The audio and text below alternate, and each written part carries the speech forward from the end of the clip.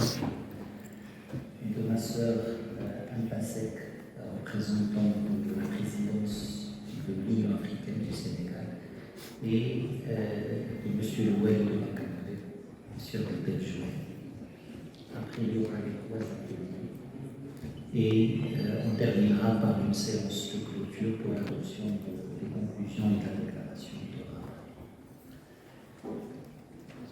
Donc nous commençons cette séance d'ouverture par ces quatre discours, et d'abord celui du royaume du Maroc.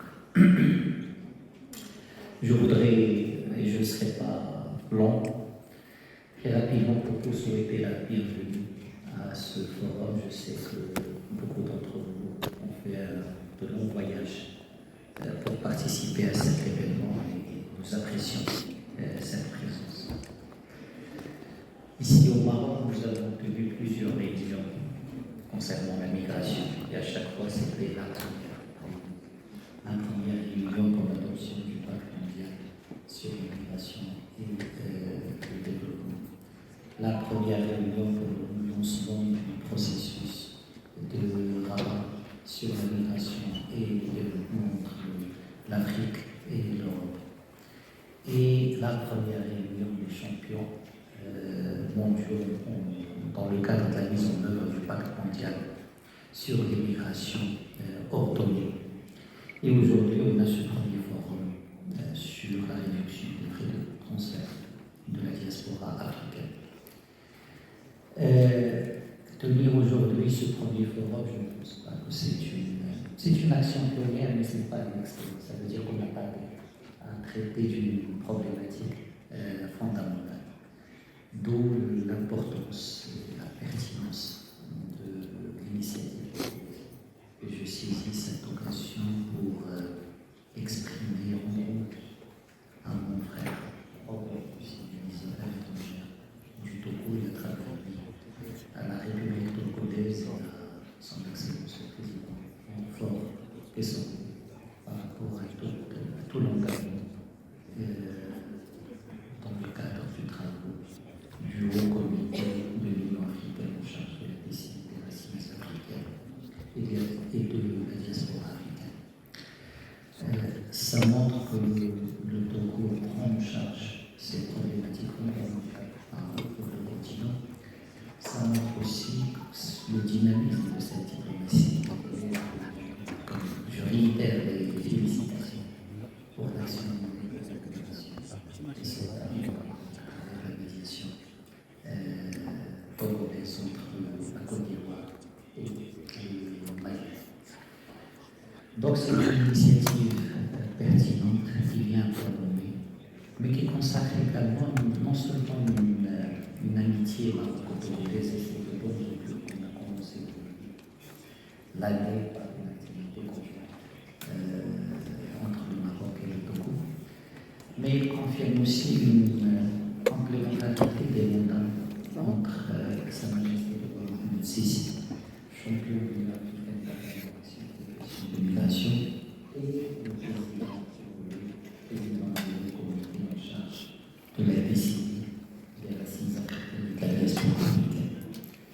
Une complémentarité des mandats au sein de l'Union africaine, mais aussi une convergence des approches.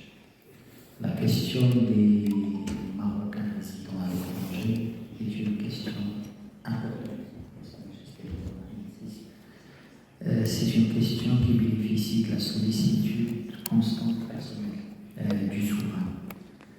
Et donc ce n'est pas un hasard qu'on se trouve engagé aujourd'hui dans cet exercice. Convergence aussi dans l'approche, je pense, par rapport à comment traiter cette question. Aujourd'hui, il est fondamental qu'on traduise la volonté politique en politique volontaire. On sort du discours sur la migration, du plaidoyer, de l'interpellation de l'autre vers des actions concrètes à l'intérieur de l'Afrique. Qu'est-ce que nous, on peut faire d'abord au sein du continent par rapport à la problématique de la diaspora africaine? Et ce forum, je pense, vient répondre à cette question. avant de demander ce que la diaspora peut faire. On sait ce qu'elle fait. Qu'est-ce que nous, en Afrique, on peut faire pour cette diaspora? Et on a voulu tous que le forum marque une transition vers des discours politiques, des réunions diplomatiques, et on en a eu dans le cadre du comité, vers une approche plus pragmatique, si je peux le dire de manière moins diplomatique, où la diplomatie se taise et laisse les financiers gérer de manière concrète, tangible, les questions liées au transfert de fonds de la diaspora. La diaspora, c'est la 6e région africaine, c'est dans les 4 coins du monde. C'est un vecteur de développement, 100 milliards de dollars en 2021, dans au moins 10 milliards le Maroc en 2021.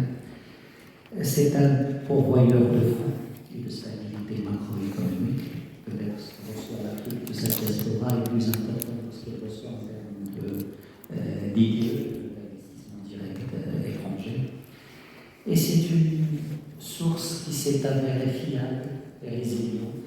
Et on l'a vu pendant la pandémie, comment c'était une source importante pour les économies africaines.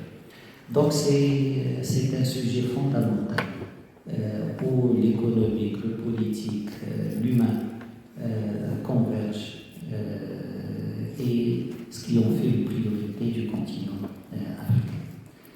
Mais la grande problématique, c'est le coût de ces transferts.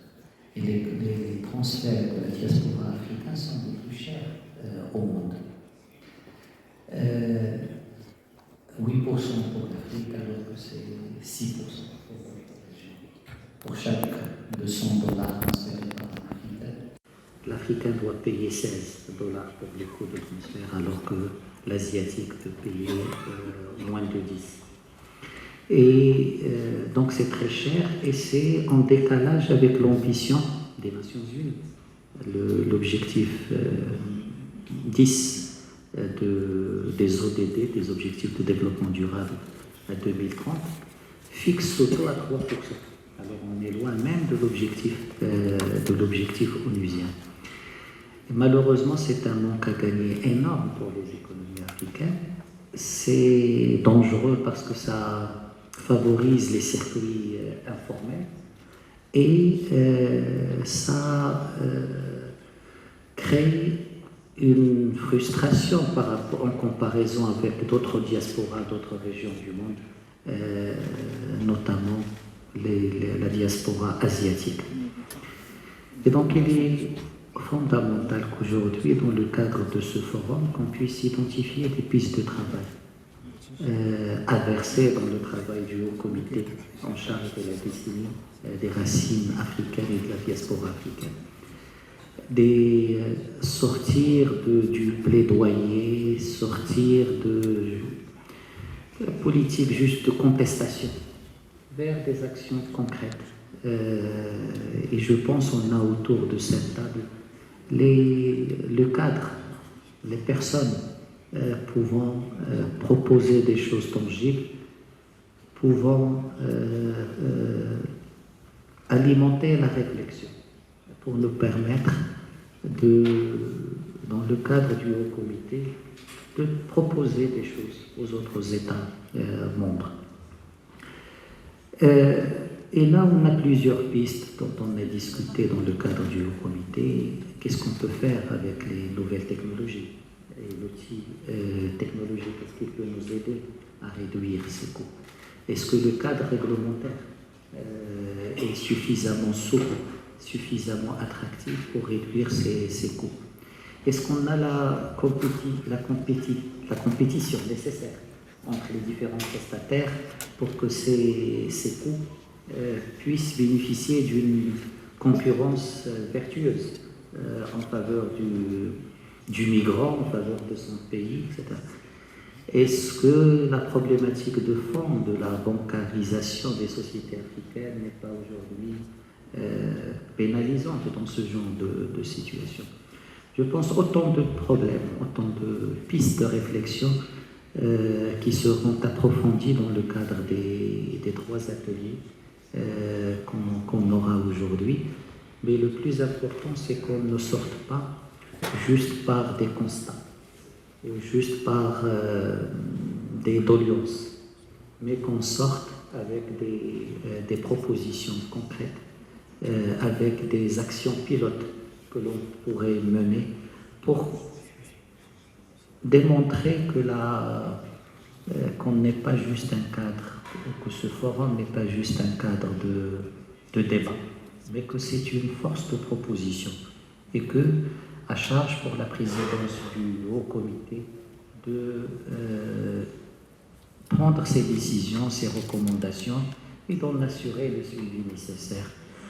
Tu peux être assuré, mon cher Robert, que le Maroc est engagé à côté de la présidence togolaise dans cet exercice, que la vision royale concernant comment la question de la migration, comment la question de la diaspora doit être traitée est un élément qui converge avec ce que vous faites. Pour Sa Majesté le Roi, la migration africaine n'est pas un problème, ni pour l'Afrique, ni pour le monde. C'est plus une opportunité pour l'Afrique et pour les partenaires de l'Afrique. C'est cette approche positive qui doit animer nos travaux. C'est cette approche pragmatique qui va vers les solutions plutôt que se lamenter sur les problèmes, qui doit aussi guider nos débats aujourd'hui. Encore une fois, bienvenue et je suis sûr que nous allons avoir des débats fructueux et des conclusions qui pourraient aider les réflexions en cours dans le cadre du Haut Comité. Merci beaucoup. قبل ما تخرجوا ما تنسوش تابوناو في العشان يوتيوب وبارطاجيو الفيديو وديروا جيم وتابعوا الدار على مواقع التواصل الاجتماعي.